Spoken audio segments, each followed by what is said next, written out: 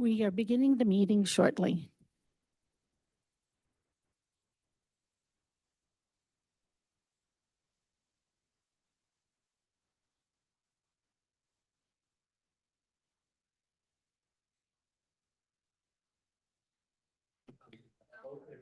We will be conducting tonight's meeting in person as well as in virtual setting using Zoom. Members of the public may view and listen to the meeting tonight on Wave Channel 18 and online through the city's YouTube channel. If you would like to participate in live public comment via the Zoom platform, please refer to the agenda for instructions. Chairman Gilbert will begin the meeting momentarily.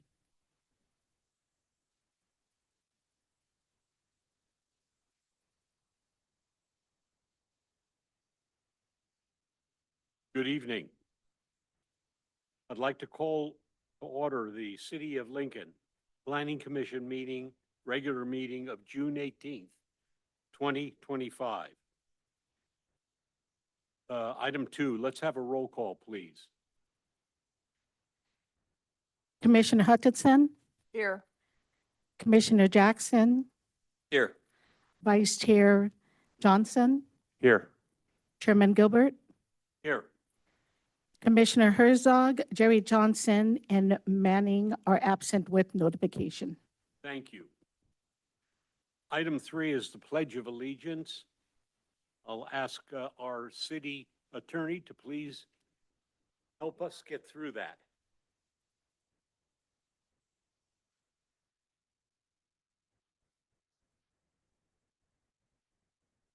On the other side.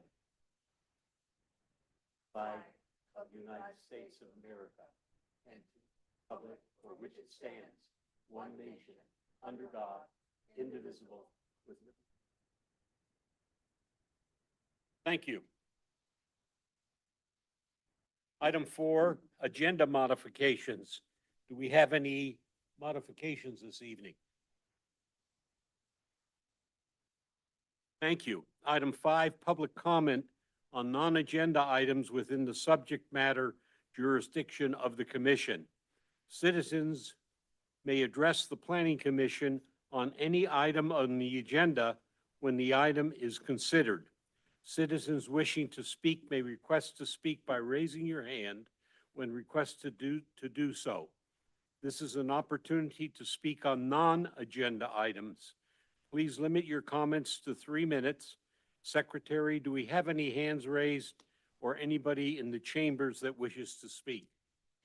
Chairman Gilbert, there are no hands raised on Zoom, and I did receive one card. I can call Sella Greenhouse.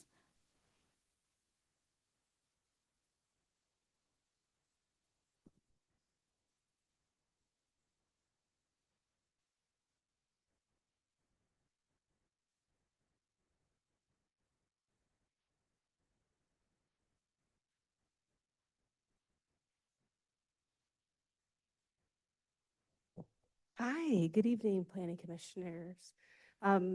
She said my name correct. That's wonderful. I am coming because I wanted to speak briefly for 3 minutes on the downtown master plan. I did see some of you there, and I really do appreciate that.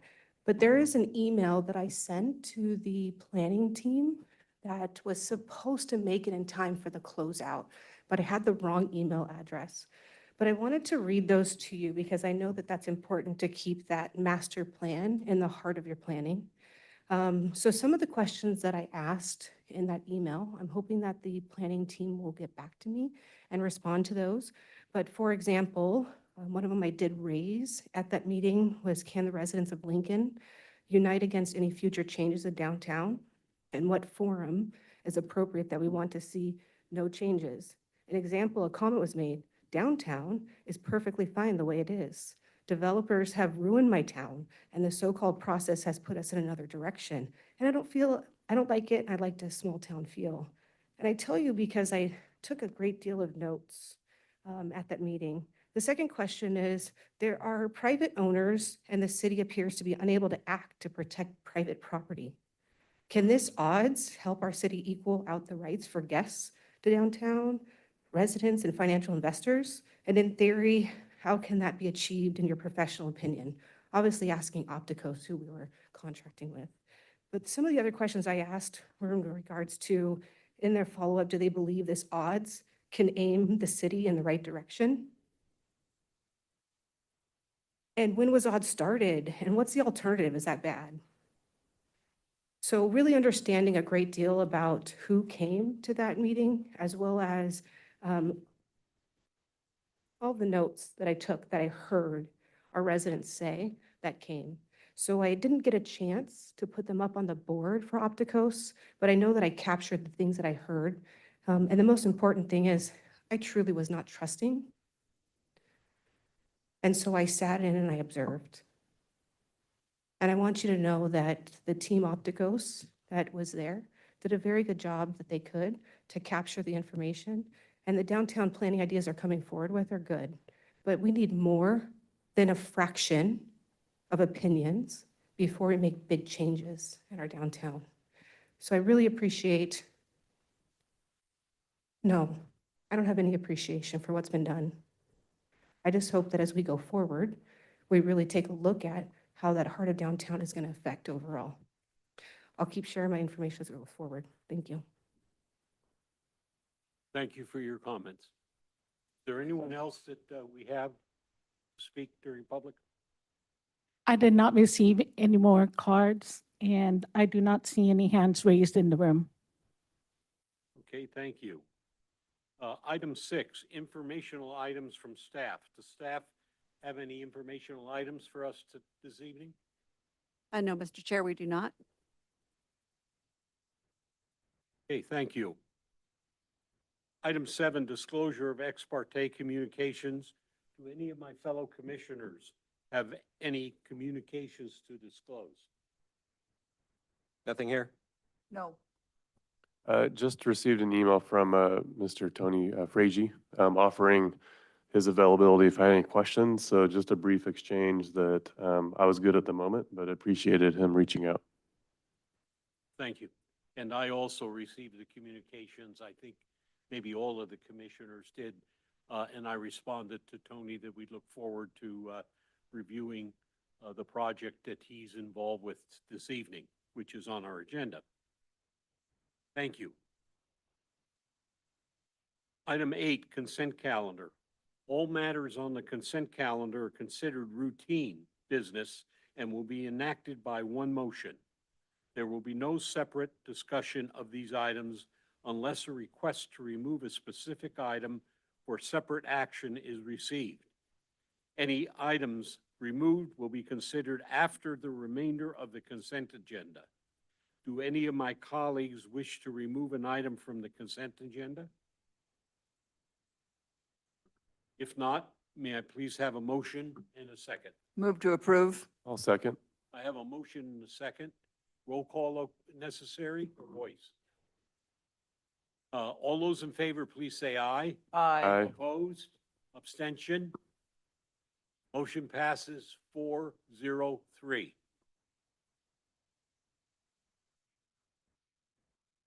Item 9, public hearings. There is just one item. 9A, Bell Ranch, a public hearing to consider at-large lot tentative subdivision map and small lot tentative subdivision map. The project site is located south of McBean Park Drive on assessor's parcel number 021-274-066 and 021-274-067. PLN 24-00034. Applicant John Muir Construction Incorporated. Property owner Carol S. Lavelle et al. Trust. Staff report, please. Thank you, Mr. Chair. Before she begins her report, I just wanted to lead her in briefly for just a moment. So we've attempted to enhance our communication with this commission. And as part of that, to just give a brief overview of what we're doing tonight, this evening, we're going to be asking you to consider the small lot and the large lot map. So why, right? So this is the first step for the Planning Commission in this project as the developer works with the city staff to develop and submit an application for project. This is the step that allows them to gain their entitlements and move through the development process. It's important, this is your chance to take your first bite at the apple, as it were. If there were to be significant changes or comments or suggestions from this commission, we would take the item back and bring it forward at a subsequent meeting. However, if there are only minor modifications, we could move forward with some conditions, or you could approve it as it stands. We have heard your comments of attempting to better integrate the trails and the open space in developments, and I think that you'll see if you've looked at the exhibits and had an opportunity that we have endeavored to do that with our developers. And so you'll see more of that in projects moving forward, that we are listening to your comments, that we know that you represent this community, and so we are striving to make sure that those are put into place. And with that, I'm going to turn this over to Michaela. Thank you for your indulgence. Thank you, Nita. Appreciate that. Good evening, Planning Commissioners. Michaela Noble, Associate Planner with the Community Development Department. The project we have before you tonight is the Level Ranch project. This presentation serves as a summary of the staff report, so I'll just kind of touch on the key points, and more detailed information was provided within the staff report. Tonight, we'll discuss the following items pertaining to the Level Ranch project. We'll start off with the requested entitlements, the project components, staff findings, environmental determination, and staff recommendations. The applicant, John Moyer Construction, is requesting to approve a large lot tentative subdivision map and a small lot tentative subdivision map, as well as certify an addendum to the Village 1 specific plan EIR. The project will require a development agreement. However, that's undergoing a separate negotiation process with the city, and that will be brought forth at a later date. The proposed project consists of approximately 241 acres within the Village 1 specific plan. The project site is located in the southeastern portion of Village 1, which you can see on screen highlighted in red. Other approved Village 1 projects include the following: Esplanade at Turkey Creek Estates, Auburn Ravine Estates, the Waterfront, Stardust, Hidden Hills, and Heartland at Hidden Hills. Here is the proposed large lot tentative subdivision map for the Level Ranch project. The parcel is approximately 241 acres in size and is being proposed to be divided into large parcels based on varying land use areas to allow for phasing and financial purposes. Here is the proposed small lot tentative subdivision map for Level Ranch. The map features 1,050 residential lots, 40 open space lots, and 8 park lots. The majority of the site would be zoned village low-density residential with approximately 168 acres within that designation. Approximately 13 acres would be zoned as village medium-density residential. Residential lot size range from 2,800 square feet to 18,000 square feet, depending on the zoning. Oak Tree Lane and Level Ranch Road will provide primary access to and through the site, bordering the northern edge of the southern portion of the project. 2 north-south roads will provide primary access within the southern portion of the development. The project satisfies the city's minimum lot sizes and typical setback requirements.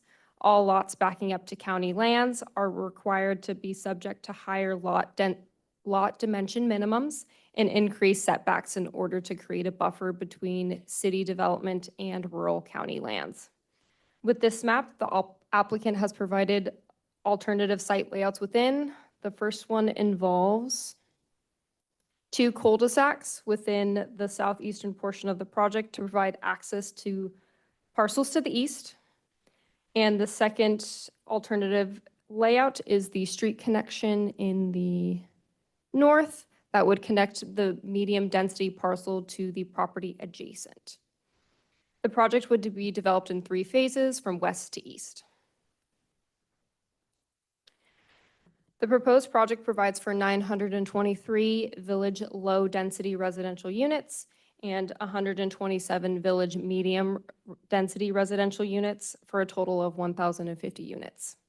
The project includes approximately 48 acres of 48 acres of open space and 9 acres of parks, including 2 3-acre parks. All parks are located along the proposed trail system. The subdivision's trail system will connect with trails planned throughout the Village 1 plan area, as well as connect to the Catavadera and Sun City Lincoln Hill trail systems via connection point on the southern project boundary. So to highlight the trail system and open space, we have this diagram here. The light green color is the open space. The kind of brighter, semi-darker green are the park locations, and the trail systems are the orange within the open space. So just highlighting a few points. We have this connection right here along the western property line. This connects to the Heartland at Hidden Hills and Hidden Hills Trails. You previously reviewed the Heartland project a couple months back. We also have this northern connection right up here, which this connects to the multi-use trail that was approved as part of the Stardust project back in 2024. And I think the biggest one Commissioner Jerry Johnson would love to see is the southern connection point to the 12 Bridges area. These trails are already existing. Those trails lead into the Catavadera community as well as to Sun City. Another point I'd like to bring up is the park sites. You can see they're all located along the trails or relatively close to the trails.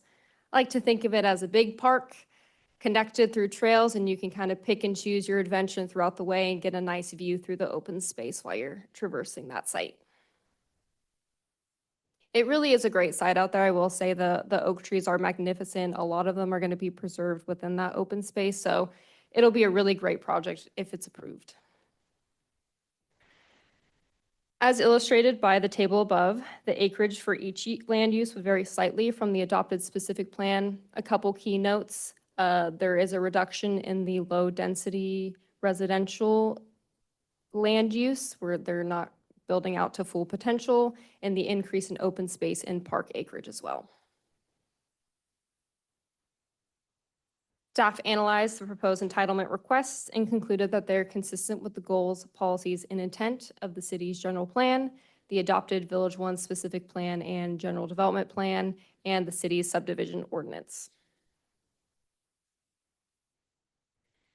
As required by CEQA, city staff and consultants reviewed the proposed project to see if the development would increase the severity of any impacts that were previously identified in the Village 1 EIR or create any new significant impacts.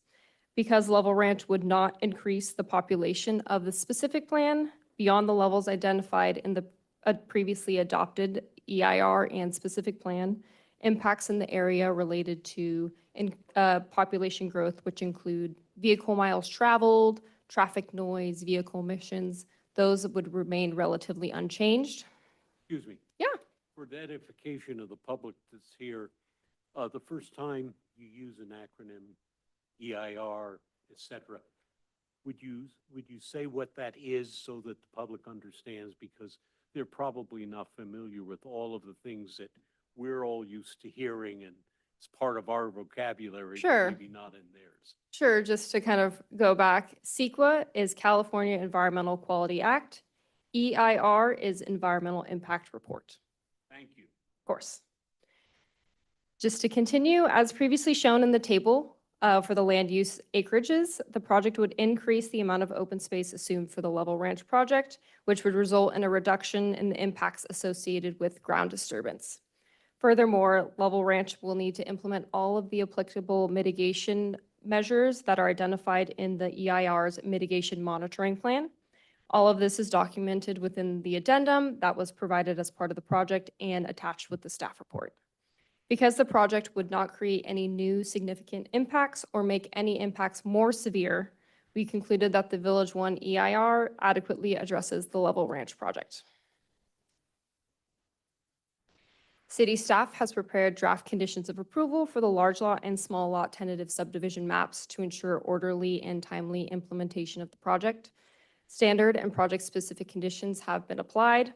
The conditions of approval also include those mitigation measures that I previously referenced that are part of the Village One EIR. All conditions will be subject to verification by city departments. And staff recommends that the Planning Commission adopt a resolution recommending City Council adopt the proposed addendum to the certified 2012 Village One Specific Plan EIR. Adopt a resolution recommending City Council approve the large lot tentative subdivision map for the Level Ranch project. And adopt a resolution recommending City Council approve the small lot tentative subdivision map for the Level Ranch project. We did not receive any formal public comments as part of this project. I have members of the applicant team here, including Tony Frazier, who would like to speak, who are here representing the applicant team, as well as JMC Homes. We also have our environmental consultant, Adrian Graham, who's online on Zoom if you have any environmental specific questions. But that's all I have for you. Thank you very much. Thank you. Before we do anything else, I want to thank staff for providing us with information before we got our packet. It helped me personally tremendously to understand the scope and width and breadth of this project. It's over 1,000 homes, so it's an impact on our community is probably, other than Village 5, it's the biggest thing that we'll see in the next year. We'll see Village 5 with 8,000 homes. So it was important to feel comfortable, and I hope my colleagues on the Planning Commission appreciate the fact that this is the new way we will be receiving things. So that's the first thing. I do have one question about attachment 5, which is the potential off-site sewer and water lines. There's a note on the right side of that page, and I'd like staff to please, I've read it 3 times, and I don't quite feel comfortable that I understand the note. So I'd like staff to explain it to me. Just pull that up. If anyone has any questions additionally, while I'm pulling this up, feel free to throw them my way.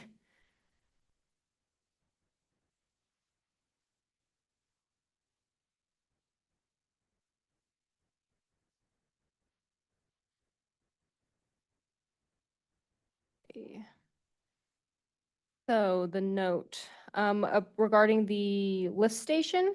Yes. Okay, yeah, so as part of Catavadera Village 19, there is a lift station that is already operational for the sewage system for that area.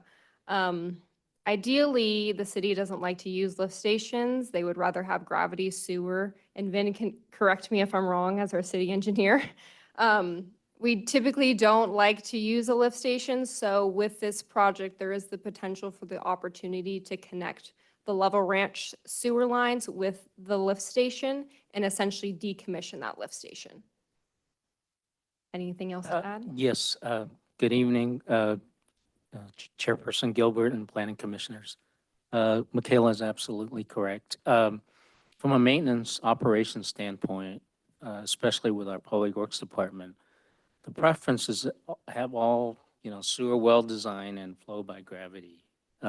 Anytime you have lift stations, I came from another community that had 14 lift stations.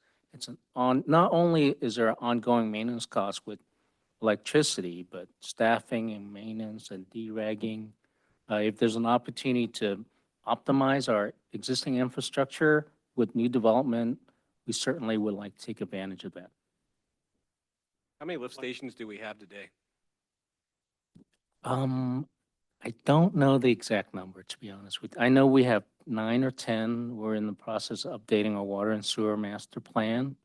And I know there's 3 currently in various phases of design with new development. So most of my time, I've been with the city for about 1.5 years now. I've been, figuratively speaking, drinking from a water hose with all the development activity. Much has occurred in the last 1.5 years. But yeah, I'm finally getting a good grasp of, what to look for in terms of what the commissioners want in representing our community and our council. We are really focused on quality development. and not just, I'm not just here to move development along. I'm here to ensure that the development we get are of the quality that you expect. You're looking for sustainability, which is fantastic. Absolutely. Yeah, I mean, that's the biggest thing. I mean, is taking antiquated infrastructure and making it so it could be used for decades down the road. So the idea here would be to go to more of a gravity flow and then decommission Caravadera Village 19's lift station. Yes, that is correct. Okay, thank you. Hey, my question really was quite different. I'm very familiar with lift stations. I served as mayor of a community that probably per capita has more lift stations than any other one in California, and that's Foster City, California, which is built on the San Francisco Bay. And we had a lot of problems with the lift station technology when I first got involved 45 years ago.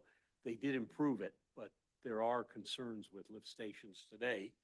But my question was more with the second part of that footnote. Who's paying for it? You got it. I'm a Yeah. retired banking executive. Sure. So the idea of this coming up actually came up as part of this development review. We have an infrastructure financing plan for Village One where this item is not identified. So it's technically not a Village One project. It's technically also not a level ranch project or problem to solve. It's kind of a best of both worlds situation as they're digging out there already. Like, let's work with the city at that point in time to see if we can kind of work together in order to decommission that. So who's paying for that is kind of undetermined at the moment. We have to see if it's feasible to do. It would probably have to go with, some kind of agreement with the city. I don't know if there's the IFP as well, if that's getting added in as a project. What? With the infrastructure financing plan, thank you. That's getting worked on. Vin, is that involved in that at all? I'm not sure. Yes, that is in progress. Our design engineer, Mr. Tony Frazee, perhaps can speak more to that. With the development of Village One over the years, the city is trying to coordinate with the various developers and really, realize the intent of the original infrastructure financing plan. We're making some progress. We've had a meeting with the various developers, and we're trying to, line them up with a follow-up meeting in July. But ultimately, our goal as a city is really place the burden of development with the developers. If there's an opportunity to reduce our maintenance costs, right, as a public entity, we'll try to do that. If there's antiquated infrastructure that we can eliminate, like old water mains and old lift stations, certainly, we will impose those conditions on the development. And our preference is that development pays for everything. Development pays its way. Those were the magic words I wanted to hear. Even though I used to finance developers and builders. Okay, thank you. Any other comments or questions from the council? The Planning Commission before we open the public hearing, and you'll all get a chance to ask questions later as well. Yeah, I just have one, Mr. Chairman, and that is, I just want to make sure that, first of all, I'm very, very happy to see that it's an over 40% open space. That's fantastic. That makes, I think, all of us up here very, very happy. Yeah, I know. I talk and I move. I know. Okay. I'll talk right here. Thank you. You betcha. So also one of the things, though, is that there, like you said, there's a lot of oak trees, a lot of old oaks. There's a lot of, beautiful parkland right there. And the one thing I want to just make sure is that we try to keep that as much as possible. I know that you said they're going to try, but there's try and then there's just try a little harder. So I would really like to see them try hard to keep a lot of those oak trees as well. Yeah, if I may, it's interesting because I just met a representative of the developer this evening, and one of the first things he said was that the oak trees are important, right? That it is inevitable that some trees will have to be removed for the development, but that their goal aligns with the city's goal of preserving as many trees as possible. Great, thank you. Anything else from the commission before we open up the public hearing? Okay, let's open the public hearing. Would you please, Tony gets the first shot. Good evening, Commissioners. I appreciate that you're listening to us on this project. But before I start, and I'll be brief, the whole thing, she did an awesome job. So I'd like to thank Michaela for making my job easier, and Mel and Vin, Nita and Christine and Sean and everybody at City. This project been, in the works since Village One started. And we have here Brian with JMC representing the potential owner as we get to the tender map approval and they close on the first phase. But we have Carol and Steve representing the ownership. And they really been with land for 100 years, even more. To see it now to fruition and really, even though it's 15 years, but it feels like exciting times getting finally to the finish line. It's a race that we're there to make it happen. And this is really a great project for the community because it's a great land, open space, there's features, there's rocks and this and that and within the open space. But nobody can see it today besides Carol, Steve, and their family. But with this project and being developed, it's going to be opening the door for the rest of the community to be able to walk the trail and go enjoy the open space and the parks and so forth. So really, the goal of this project was not just to do the specific plan. I mean, that's easy. We did adhere to the specific plan, but we worked hard to go beyond it. And what we did is we created a community within the community. We have trails and parks, so when you go as a public, not living there, really you're going to feel like you're at home. You pick and choose different parks. And to mention that 12 Bridges Village 19 trail is that the only public trail in that side of the world. So that was important to connect to it, to bring people from that section of the world to our Village One. We couldn't connect on the west side through Hidden Hill because the trail and the web is a private trail. So this really was a great opportunity. On top of that, I think she did an awesome job. But one trail we added that she didn't mention, I don't know if you want to show that. Yeah, if you want to show the map.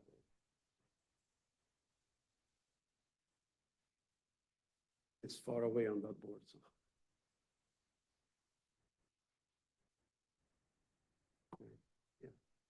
Yeah.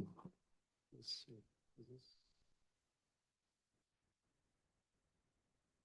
So right here, we provide another access point. We took, again, another opportunity. We had a water line on Hidden Hills. We connected city staff that want to access there to maintain it. So that's an opportunity to create another trail and doesn't have a gate or anything. So there's no blockage there. And that's another thing that we really worked hard on, is that to provide the community access without having to go through a gate. And that's sometimes harder through HOA communities, but we worked with JMC, they're willing to do that. And really that opens the door from at least 3 different places. You come to the community without having to talk to anybody. As long as they respect the community, as long as they don't do any damage, we want everybody there. Another thing we did is that initially specific plan shows really smaller park areas. We took the opportunity here, knowing the school wants to expand and get larger school. We really made sure that we kind of meet all of our park requirements. If we develop all these parks, we are right on target for what we need to do. And almost like, I look at this like a gym. You're doing the trail exercise and you're going to different activities. So we worked hard. Most of the tentative map you'll see, they don't have really park preliminary design. It comes way after. And here, we heard what the community need in parks, even though it is within the community. We made sure that we looked at that before as we're doing the tentative map. So now as we go through the next phases, we're not trying to really start from ground zero for the parks. So that's another thing new, that you probably haven't seen part of this package, even though they're not being approved tonight because, that's a different submittal, but we made sure that we're looking at it as a complete package. Staff worked with us on this project really to address a lot of the things. And again, we did everything that within the specific plan and beyond. even consideration to the neighbor. Michaela mentioned about the option potentially maybe going to the east with a cul-de-sac. And I know some of you may have the history, but there's 2 parcels there. They didn't want to be part of the specific plan, but one of them said, maybe I want to be in the specific plan. So we left as an option. That gives them another maybe a few years when we get to phase 3. Hopefully decision is made, we can incorporate them into the project or not. So the goal is that to work together, not separateness, and make sure a project is good for everybody, including the ones that don't want to be in the city, but maybe they want to be in the city. And then just a brief history on the specific plan. Initially, we had Oak Tree Lane to the east. The specific plan amendment eliminated that, and the only reason that was done at a lot of cost is that the landowner of that area, they said that will go against the city for doing that, and the city does not condemn properties. So the only way to build that, if you want to condemn them, since they don't want to cooperate, and the city said the last condemnation we did with the city is that on Nelson for a small area, and the reason it was condemned because there's no owners living. So that's the only time I heard city will condemn. We did one with Dawab a long time ago, but again, because of the lack of ability to condemn or force a property owner to grant right-of-ways, the specific plan was amended per city council request, and we're adhering to city council, but we did a little bit more. Staff said, great, do more, so we had a little bit more open space, more park, less development, and again, by doing that, we're adhering to PCCP, we have tons of wetland permit and all the things we have to do, but the goal is to create corridors that connect throughout the community. And PCCP love us because we created connectivity on all the open space. Lastly, the only thing I want to mention on the sewer lift station, I do want to emphasize that this is not a Village One or level project. And as you know, council has made it clear that development has to carry their cost. But it's unfair sometimes to carry costs beyond your cost, because now development is different than when Village 19 was built or Dawab or anything else. We pay CFDs to maintain streets, to maintain everything. So development does everything, including park construction. But we made sure that all of our sewer is upsized to carry that, is prepared, so we're included in our project. So when we were working with city into phase 3, we have the opportunity to do that. And I think JMC said we're willing to work with city to facilitate that. It's just a cost, this is city cost, but we're willing to work with them. But our sewer will bring it up to Village 19. So we are there, and we made sure that everything's accounted for. So, I mean, again, this is not a discussion tonight, but I want to make sure that on record, we're not saying something that we haven't agreed to or didn't discuss. But again, we're excited for tonight. This is a great project. Finally, Carroll can see this project move forward. They've been waiting patiently for many, many years. We're excited to see go to council next and bring in hopefully the DA next. This project, we're looking even some construction this September. I talked to Vin today about fixing the water line that's damaged, that keeps on leaking. JMC willing to jumpstart that and hopefully start this fall in doing that bring more water to Hidden Hills so they're not on single lines. So we're very excited. We're proactive. We want to work with city to eliminate hopefully the existing water line that's, it's been leaking since I started in Lincoln since 97. So again, I appreciate everybody's working with us. It's a great project. I'm excited. I really am excited about this project more than any project I came to Planning Commission with. Because like almost a baby that's been growing and finally is on a delivery room. So we're excited. We appreciate your approval tonight, hopefully, and working with staff to get back to City Council. Thank you.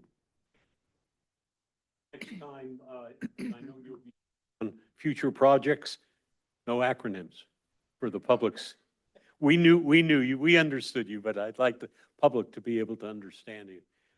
I once went to a meeting when I was very young, and they used all of these, and I was lost. And so since then, I've tried to remind my colleagues and everybody that we have to help the public understand what we're doing. Okay, with that, I'm going to ask if we have any speakers that would like to address us on this particular item. If you do, we'll ask you to raise your hand, and then you'll be recognized. Hold your comments to 3 minutes. Secretary, do we have any people that want to speak? I do not see any hands raised online. And we have one here in the audience. Please state your name and if you're a resident or a business owner. My name is Victoria Orr. I live on Hidden Hills Lane in Lincoln Hills, and I'm just a homeowner there.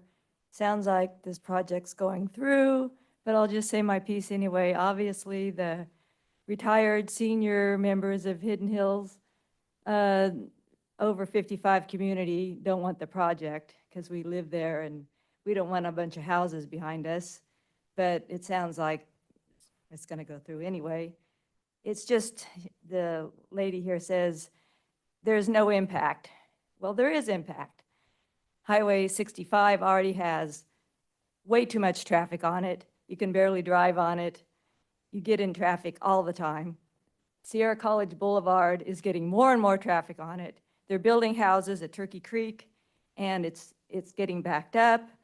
You drive down 12 Bridges, and you look up, and there was a beautiful hill there. Now there's houses on top of it that just ruin the hill. Where's all the water coming from? We're told all the time, California is out of water and there's more and more houses being built. Where's all this water? We're told, save water, don't water your plants. Now there's more houses going in. Where's the water? And then the developer says, we know there's beautiful heritage oaks back there. Well, we'll try not to cut down the oaks. You know what? Those oaks are going to get cut down, and it's going to ruin that beautiful property behind us. It's just sad, but, you know, that's progress. But we're going to have more traffic. Safeway parking lot is a mess. We don't have enough grocery stores. We have a little Walmart grocery store in Lincoln. We have a beautiful little Lincoln town. It's just going to be crowded, more crowded. It's just sad. It makes me cry. Thank you very much. Thank you. Is there anyone else that, if you need to be recognized by our staff if you'd like to speak? I can't see everybody out there. I will call Stella Greenhouse.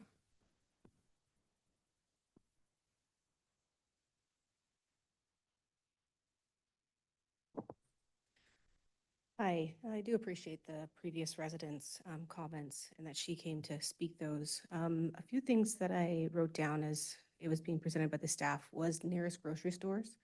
Some of you planning commissioners may know that I grew up in Folsom from 1990 to 2005. When I go back through Folsom to help my clients and see, it was not planned well. I get lost in the streets. There's far away from things, and I couldn't go back and fix anything. It is what it is now. So I take a caution that we don't look like Folsom in 15 to 20 years from now. Whether it is talking to planning commissioners and Get a little understanding. closer to the microphone. I This is- apologize. We have people at home. You that are listening correct. to- Thank you. So I caution that we don't look like Folsom in 15 to 20 years from now. It is a wonderful town, but I don't want to go back there because of the congestion. One of the key things is that I was speaking about was grocery stores. So as these developers are coming in and planning these far out lands that have been in houses and families for decades, we want to take an account of what those people's lives will be like when they need to get out, especially when they start to age and they don't want to drive more than 5 miles because it's not safe for them. The other thing I'd like to see when they're starting to come with developer information is topography maps. Understanding the topography of that, I think we get flat maps, but I don't get to see which ones are high, which ones are low, and what that looks like. Also to see what those trees are looking like. In regards to the open space, I own 14 acres in British Columbia. I haven't tended to that land since my dad passed in 2009. I just recently went back in August, and the turnover of those trees is really bad. So we need to take into account what that looks like for us caring for this open space that we're developing as we're taking it over from these owners, and how are we going to take care of that turnover of those trees and keeping it safe for fires and other things, walking around, exploring. The biggest thing that is going on right now is the continued reduction in the amount of homeless and what that looks like. So as we open up more open space, the fight between, is it safe for me to go down there? We need to realize that as we go down there, it will be safe. We make sure that really homeless don't want people tramping on their land. And I say land with quotes. They want to be segregated in a way. So as we, as residents, go out to those open spaces, they see us, we wave, we let them know that this is our land too, we're able to preserve that. So I just want to bring up those things, and really that goal of it being the burden of developers needs to make sure we keep that very transparent. Mr. Fragy, I had a chance to get to talk with him. And at the end of our conversation. You could wrap it up, please. The 3 minutes is up. Yeah, I just heard the timer. At the end of the conversation, I saw how much he cares about his development and what he does as a business and what our city does. So I appreciate what I've continued to see him being responsive to what our needs are. Thank you. Thank you. Do we have anyone else from the public that would like to speak during the public? I did not receive any cards. Anybody hand raised in the room? I do not see any hands raised. With that, I'm going to close the public hearing, and I'm going to bring it back to the council. Excuse me, I keep saying council. I mean, I'll start over here with our vice chairman. If you have any questions for staff or Sure. comments. Yeah, thank you. Yeah, I had some that actually came to mind as being presented and so forth. First of all, I want to thank staff for preparing everything, and also the new format, getting us some of the materials ahead of time, especially when there's a lot to kind of consume and digest. So that was helpful and appreciate it. Look forward to that. Excuse me. I also appreciate you've been taking into consideration some of our, I guess, important items, interconnectivity between the developments, looking at the pedestrian pathways, connecting all that, the city, especially, that was one of the things I was really looking forward for in this area too, since we don't have roads kind of connecting, but making sure there's those pedestrian access points. So I appreciate that. One of my questions is around that. So just wanted to confirm, I believe I heard Tony Fragy mention the access point on the lower end connecting in Cata Verdera. I know that's can be a gated community, but that's all public access, right? There's no gates or restrictions. I'm seeing a nodding that. From what I'm aware, I've been to the site. I never saw a gate there, so yes. Okay. Perfect. And then one of my other questions, just looking at the small tentative map, on the west side, the left-hand side, looking at the small tentative map, where it borders Hidden Hills, I see there's that narrow strip of open space between the properties. So I'm just curious what the thought is with that, kind of what that looks like. And I'm asking that as, our home in 12 Bridges, we back up to field space. Historically, there's been goats out there, helping fire mitigation. This year. They weren't there for some reason. So I'll be finding myself over the fence, probably with my weed whacker, taking that down. But so I'm just kind of curious, kind of that space in there, what happens with, what does that look like? Yeah, so Tony, correct me if I'm wrong. It's the water line? Actually, this is going to be owned by Yeah, yeah. So this is a private community. It will be owned by the HOA, so they'll be the ones maintaining it. Probably quicker to get a hold of than, with our city maintenance team. They do a lot of great work, but there's a lot of open space to maintain, so they'll be contacting the HOA in order to get that if there's any issues. Sure. And does that space, is it like landscaped? Is it just kind of open It's weeds? designated as open space, so it will be a natural landscape. Okay. And I guess how big is that? It's kind of hard to tell on is it like 10 feet, 15 feet, 50 feet? If I have the scale here, I don't. 30 feet. Okay. Got the answers. Okay. And then I guess, what's the access like on that strip? Is it like closed off? Is it just open? It'll be Sure. open. Okay. Yep. And then at the bottom there, I guess Level Ridge Court, I see like a shaded narrow spot. Is that, yeah, Yes. down on the lower left-hand corner, is that like a connector walkway? So that Or- is an emergency vehicle access, EVA. That'll be utilized for the first phase of the project. Fire had some concerns with, there's roughly about 200 lots that would be connecting off of this one strip, to where if there was ever an instance where emergency vehicles needed to get through or people needed to get out, that gate is open essentially to where you can travel out that way and get to Oak Tree Lane another way. So it's an EVA. Okay.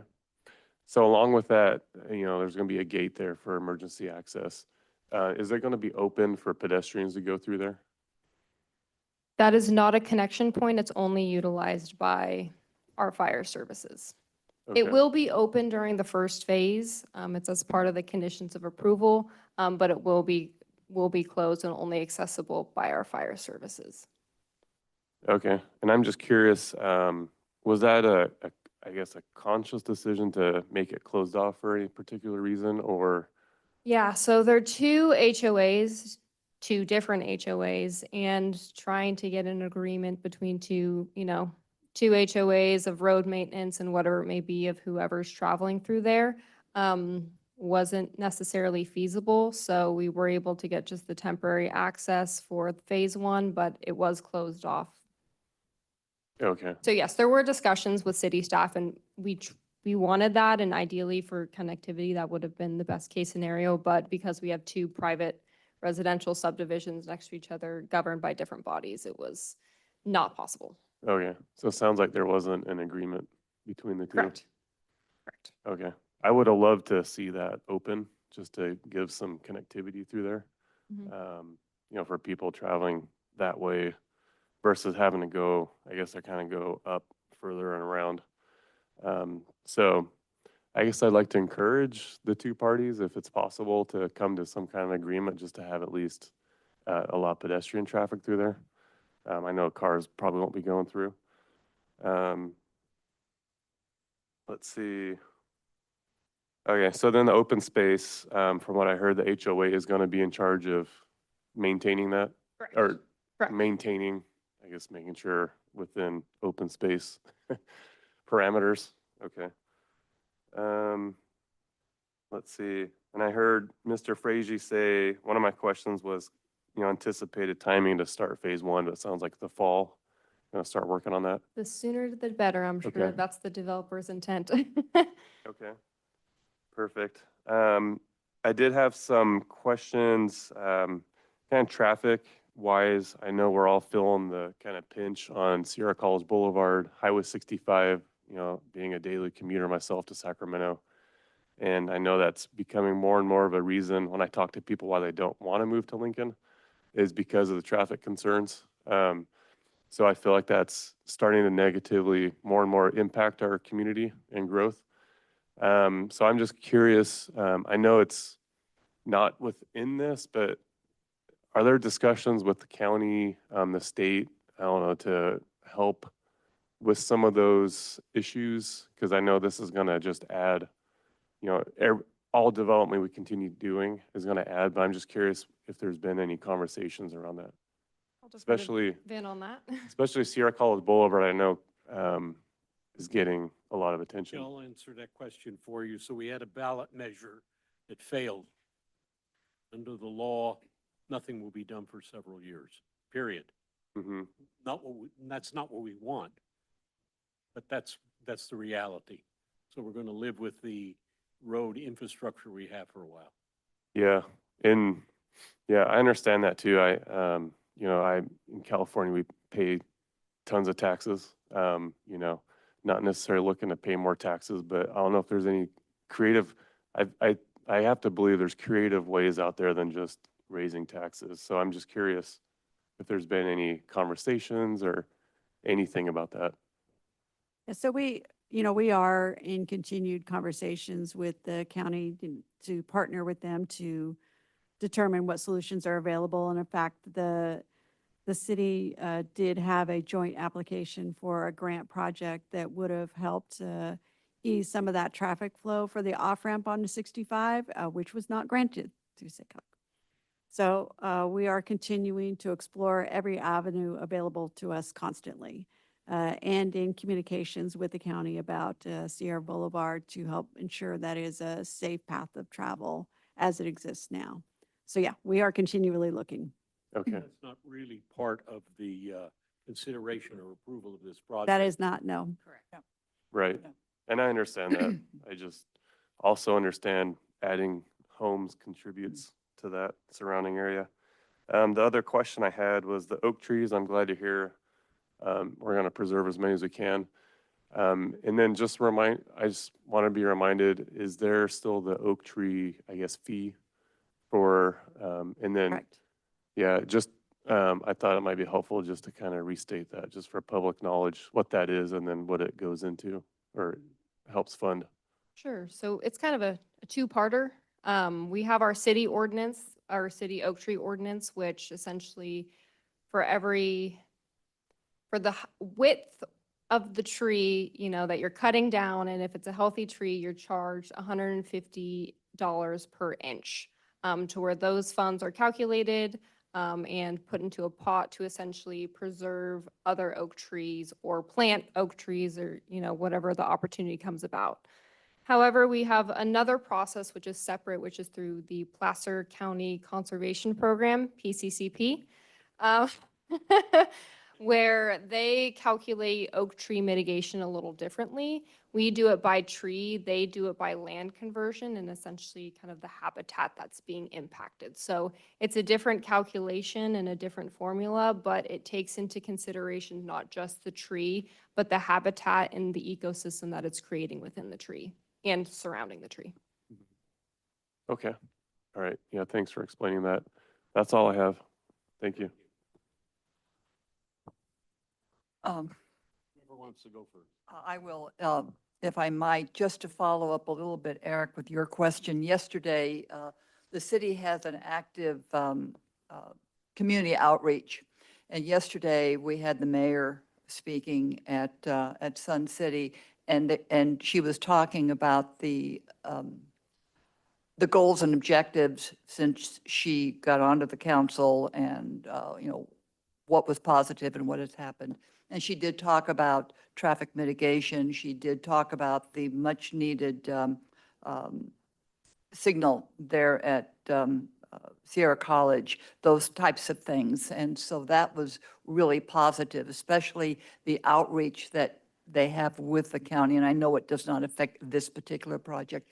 I also wanted to acknowledge the lady who lives up on Hidden Hills, only because I too am a resident of Sun City and have been for over 25 years. I moved in August of '99, and trust me, I know what it was like when the road ended at the sales center and 65 was a one-lane road. And none of us understood, I think at the time, what we coming into Sun City was going to do to this area. It's a balance, and growth is a balance. We either grow or we slide back. We don't stay the same. I think that we're fortunate that we have a city that is so aware of the potential hazards to growth. Speaking to the other lady regarding Folsom, I don't think any of us wants to, grow like spiders. The idea is to keep it balanced as much as we can. So I'm grateful for the information that the city provides, especially Nita, the information last week. That was very, very helpful. And so we just take it one step at a time. But I did want to acknowledge your concerns, especially the 65 issue. Yeah. So that's all, the only comments that I had. I don't have much more than what I've already talked about, but, I was born in Roseville many, many, many years ago when it was like 25,000 people. Roseville, when you look at it today, I don't think they have much land left that they can actually develop on. And we just need to be very cognizant of what Roseville did And I think they got smarter later down the road, especially if you go down Blue Oaks. You go where like, I believe it's Kitchen 747 is, and those types of neighborhoods like that, where they did preserve a lot of the trees, et cetera. You know, they got smart at the end, but they weren't very smart infrastructure-wise when 65 bypass went in. I don't think they understood what kind of infrastructure or what kind of traffic that would really cause.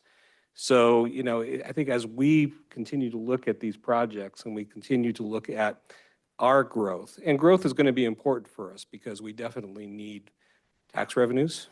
You know, we need that type of infrastructure to be able to do it, but I think we need to make sure that we do it very, very smart. And when we look at every single one of these villages that are coming our way, Village 5 is going to be huge. You know, we need to make sure that we do it in a way that really feels like it's going to be sustainable. And it's something that we can live with and actually our children can live with down the road. So I just want to make sure that I just wanted to add to that, that I've seen, look, I remember when the Cattlemen's, that's where Rockland started. You know, now you don't know where anything starts and stops anymore.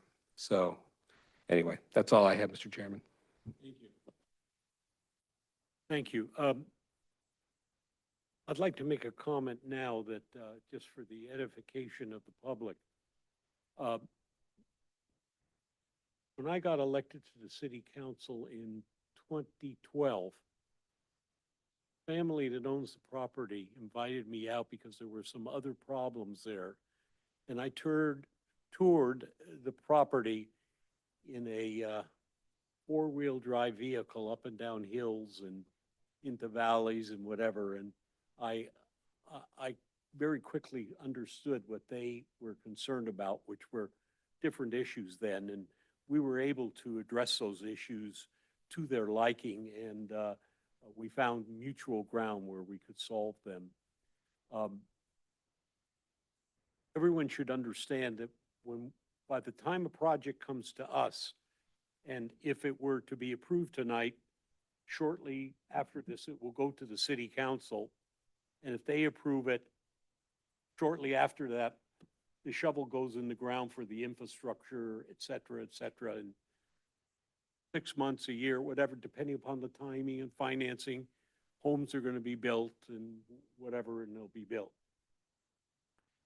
The staff has gone through a very vigorous exercise where this was reviewed by the fire department.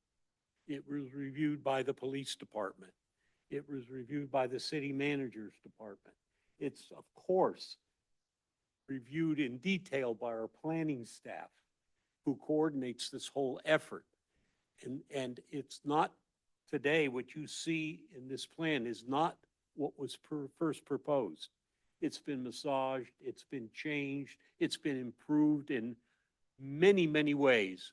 It's cost the developer some money, but it is the best thing we can do today, notwithstanding the fact that we're a popular place to people, where people want to live, and we're going to have to live. We're either going to have to stop building, and we can't tell someone who has property, you have no rights. You can't build. Because they built my home 22 years ago. And, you know, if somebody owned property across the street and they had approval, you can't say to them, well, we don't want that. You're going to get turned down. So you need to understand this project has been in the works for a long time, probably before a lot of the people who are in this room lived in Lincoln. And that doesn't mean that we shouldn't do it with care and consideration for all the citizens of the community. I don't like getting out on 65 now. I remember when I first came to this community, kind of before Lincoln Hills was built, for stop signs on 65, not stoplights, stop signs coming down 65. And then it got wider, and then overpasses and whatever. We got the bypass built, and things are much better today than they would have been if we didn't make all those improvements. So I want everybody to understand that there's been a lot of thought, consideration put together in this development before it came to us this evening. So if my colleagues, if there's no more comments from my colleagues, the chair will entertain a motion. So staff, how would you like us to make these motions? Because I believe there's three. I think the preferred methodology, given it is a public hearing, is to call them each separately. Thank you. Then I'll go ahead and start. So I make a motion that we adopt Resolution 2025-09, recommending City Council adopt the proposed addendum to the certified 2012 Village One Specific Plan Environmental Impact Report, EIR, State Clearinghouse number 201010218, certifying that the proposed Level Ranch project will not result in any new significant information and substantial importance, new impacts, new mitigation measures, new revised alternatives, or an increase in revisions to the EIR, and therefore pursuant to California Environmental Quality Act Guidelines Section 15162, the preparation of an additional supplemental or subsequent EIR is not required. I'll second. I have a motion and a second. Roll call, please. Commissioner Jackson, Yes. Commissioner Hutchinson, Yes. Vice Chair Johnson, Yes. Chairman Gilbert. Yes. Motion passes 4-0-3. I'll keep going. Go ahead, Okay. please. I make a motion to adopt Resolution 2025-10, recommending City Council approval of a large lot tentative subdivision map for Level Ranch project. I'll second. We have a motion and a second. Roll call, please. Commissioner Jackson, Yes. Vice Chair Johnson, Yes. Commissioner Hutchison, Yes. and Chairman Gilbert. Motion passes 4-0-3. I also make a motion to adopt a Resolution 20125-11. I believe that's supposed to be 2025-11, recommending City Council approval of a small lot tentative subdivision map for the Level Ranch project. I'll second. You have a motion and a second. Roll call, please. Commissioner Jackson, Yes. Commissioner Hutchinson, Yes. Vice Chairman Johnson, Yes. and Chairman Gilbert. Yes. Motion passes 4-0-3. Item 10, general business. There is none. Item 11, CDD director reports. Anita will give the report. Yeah, thank you. So this is a new agenda item that we decided to add as an additional measure to keep this commission informed of upcoming projects and that are coming down the pipe in the future. So we have an internal tracking device. In fact, we have more than one. And we wanted to take that and sort of condense it down and develop it into a document for this commission. But it's up for suggestions and open to your comments and questions.